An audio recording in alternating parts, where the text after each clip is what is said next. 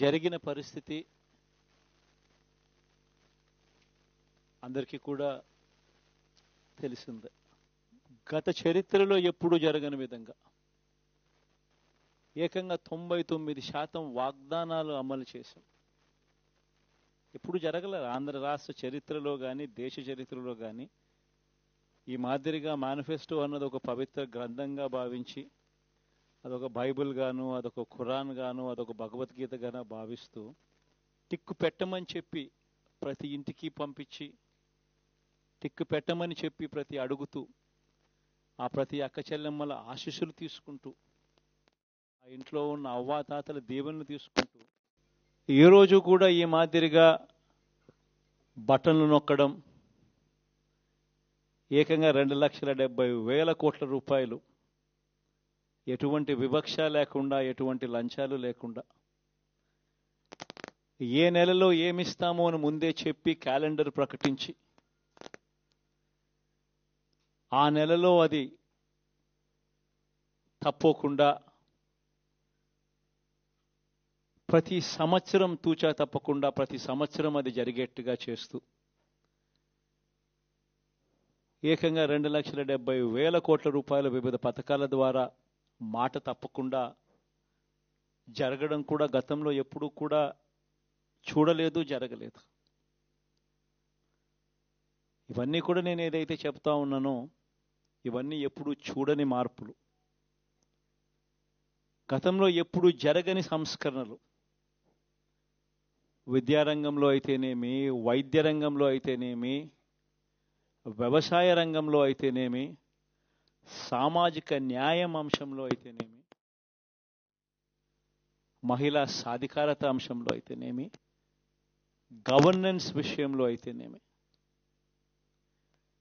ఎప్పుడు జరగని చూడని సంస్కరణలను కూడా తీసుకొచ్చాం. ఇవన్నీ నేను ఏదైతే చెప్తా ఉన్నానో ఇవన్నీ మనం చేసి చూపించి ప్రజల మన్ననలు పొందిన తర్వాతే ఎన్నికలకు వెళ్ళాం. ఎన్నికల్లో ఏమైందో తెలీదు. 5 సంవత్సరాలు కళ్ళు మూసుకుంటే చాలా అయిపోయింది. 5 సంవత్సరాలు మళ్ళీ 2024 నుంచి 2029 కూడా అదే మాదిరిగానే కళ్ళు మూసుకుంటే 2029 కూడా కళ్ళు మూసుకుంటూ వచ్చేస్తుంది. ఇది మనం గుర్తుపెట్టుకోవాల్సిన అంశం ఏమిటి అనంటే సినిమాలో ఓన్లీ ఫస్ట్ హాఫ్ మాత్రమే అయ్యింది. గతంలో కూడా ఇదే మాదిరిగా పరిస్థితులు ఉన్నప్పుడు కూడా మనం ఏ మాదిరిగా పైకి లేచాము అన్నది కూడా మీ అందరికీ తెలిసిన విషయాలే. నేను ఒక్కటే మీ అందరికీ చెప్తా ఉన్నా, ప్రజల్లో ఈరోజు మనం చేసిన మంచి ఉంది. ఇంటింటికి మనం చేసిన మంచి ఇంకా బ్రతికే ఉంది. ప్రజల్లో ఈరోజు మనం చేసిన పాలన మీద విశ్వసనీయత అనే పదానికి అర్థం ఈ రోజుకి కూడా ప్రజల్లో ఉంది. గడప గడపకు మనం చేసిన మంచి ఇంకా ప్రజల్లో బతికే ఉంది. మరి ఇవన్నీ ఉన్నప్పుడు మళ్ళీ మనం లేయడం కూడా తథ్యం. కాకపోతే కొంచెం టైం పడుతుంది, ఆ టైం ఇవ్వాలి. ఆ టైం ఇచ్చినప్పుడు, అది జరిగినప్పుడు, పాపాలు పండినప్పుడు ఖచ్చితంగా మళ్ళీ మనం పైకి లేస్తాం. ఈ విషయం ప్రతి ఒక్కరం కూడా గుర్తుపెట్టుకోవాలి. ఎందుకు ఈ మాట కూడా చెప్తా ఉన్నానంటే రాజకీయాలలో అన్నిటికన్నా ముఖ్యమైన అంశం క్యారెక్టర్, విలువలు, విశ్వసనీయత. ఈ పదాలకు అర్థం తెలిసి ఉండడం రాజకీయాలలో చాలా అవసరం. రాజకీయం అంటే ఎల్లవేళలా అధికారమే కాదు. అధికారంలో లేనప్పుడు కష్టాలు ఖచ్చితంగా వస్తాయి. కానీ ఖచ్చితంగా కష్టాలు వచ్చినప్పుడు మనం ఖచ్చితంగా ఏ రకంగా రియాక్ట్ అవుతామన్నది మన చేతుల్లో ఉంది. విలువలు, విశ్వసనీయత లేని మనిషిగా రాజకీయాలు చేద్దామా, లేదా కష్టాలు వచ్చినప్పుడు ఆ కష్టాలను ఎదుర్కొని హుందాగా నిలబడుతూ మళ్ళీ 5 సంవత్సరాలు కళ్ళు మూసుకుంటే 5 సంవత్సరాలు అయిపోతాయి, మళ్ళీ 5 సంవత్సరాల తర్వాత మన పాలన వస్తుంది, మన ప్రభుత్వం వస్తుంది, అప్పుడు మళ్ళీ మనమే ఆందోళన ఎక్కుతామన్నది కూడా గుర్తుపెట్టుకొని అడుగులు వేస్తామా అన్నది మనలో ప్రతి ఒక్కరూ కూడా ఆలోచన చేసుకోవాలి. ఇదే మన ప్రభుత్వం అధికారంలో ఉన్నప్పుడు కులం చూడలేదు, మతం చూడలేదు, ప్రాంతం చూడలేదు, రాజకీయాలు చూడలేదు. చివరికి ఏ పార్టీకి ఎవరు ఓటు వేశారు అన్నది కూడా చూడకుండా ప్రతి పథకము కూడా డోర్ డెలివరీ చేయించాం మనం. అర్హత మాత్రమే ప్రామాణికంగా తీసుకుని ప్రతి పథకము, ప్రతి మంచి కూడా ప్రతి ఇంటికి డోర్ డెలివరీ చేయించాం. అలా ప్రతి మంచి, ప్రతి పథకము డోర్ డెలివరీ చేసిన ప్రభుత్వం మనదైతే, పాలన మందైతే, ఈరోజు కేవలం వాళ్ళ పార్టీకి ఓటు వేయలేదు అని మాత్రమే, ఓటుకు వేయకపోవడమే పాపం అన్నట్టుగా ఈరోజు రావణ కాష్టం సృష్టిస్తూ ఉన్నారు, విధ్వంసం చేస్తూ ఉన్నారు, ఆస్తులు నష్టం చేస్తున్నారు, కొడతా ఉన్నారు, అవమానిస్తూ ఉన్నారు. ఇవన్నీ శిశుపాలుని పాపాల్లో భాగాలుగా ఇవన్నీ అప్పుడే పాపాలు మొదలయ్యాయి. ఒకవైపున మనమేమో మనకు ఓటు వేయకపోయినా కానీ ఏ రోజు కూడా డిస్క్రిమినేషన్ చూడలేదు. అటువంటి వాళ్లకు కూడా మనం డోర్ డెలివరీ చేసిన ప్రభుత్వం పాలన మందైతే, ఈరోజు కేవలం ఓటు వేయలేదన్న ఒకే ఒక కారణంతో ఏకంగా కొడతా ఉన్న పాలన వీళ్ళది. ఈ పాపం ఊరికే పోదు. రెండవ పాపం చంద్రబాబుది కూడా అప్పుడే పండింది. బహుశా కేంద్రం ఈ రకమైన కేంద్రంలో ఈ రకమైన పరిస్థితులు బహుశా ఎప్పుడు ఉండిండవేమో. ఈ రకంగా కేంద్రంలో 240 ఎంపీలు మాత్రమే వచ్చిన పరిస్థితులు, రాష్ట్రంలో ఏకంగా వీళ్ళకు కూడా ఈ మాదిరిగా మంచి నెంబర్లు వచ్చిన పరిస్థితులు, ఎన్డీఏలో మళ్ళీ చక్రం తిప్పుతా ఉన్న పరిస్థితులు.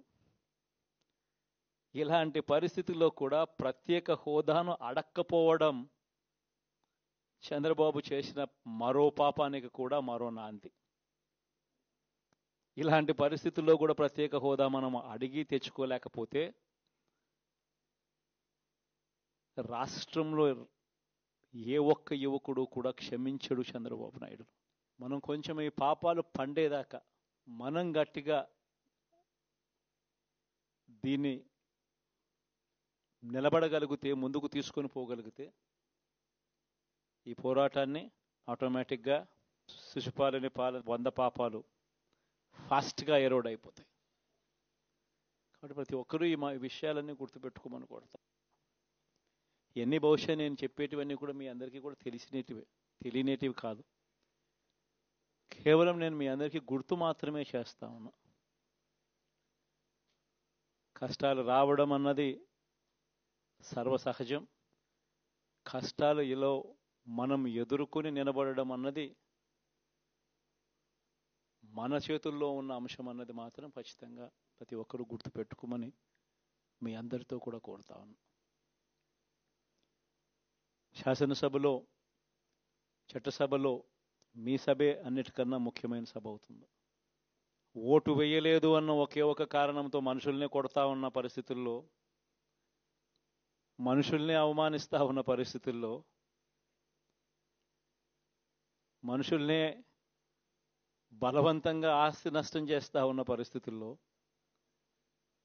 ఇక ప్రతిపక్షం ఉన్నది ఒకటే ఒక పార్టీ, ఆ పార్టీకి అవకాశం ఇవ్వాలా అన్న కనీస నైతిక విలువలు వాళ్ళు పాటిస్తారన్న నమ్మకం నాకైతే లేదు. కాబట్టి మీరు చేయాల్సిన పాత్ర గొప్పది, చాలా ఉంది అన్నది మాత్రం గుర్తుపెట్టుకోండి. రాబోయే రోజుల్లో యాక్టివిటీ లెవెల్స్ అనేది ఆటోమేటిక్లీ పెరుగుతాయి. రాష్ట్ర వ్యాప్తంగా ఉన్న కార్యకర్తలందరినీ ఎవరినైతే వాళ్ళు ఇబ్బందులు పెట్టారో ఖచ్చితంగా వాళ్ళందరికీ మనోధైర్యం ఇస్తూ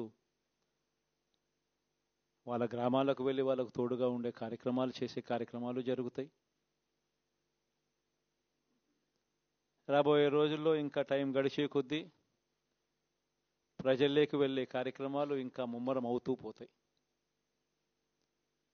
చివరికి ప్రజల్లోనే ఉంటాం.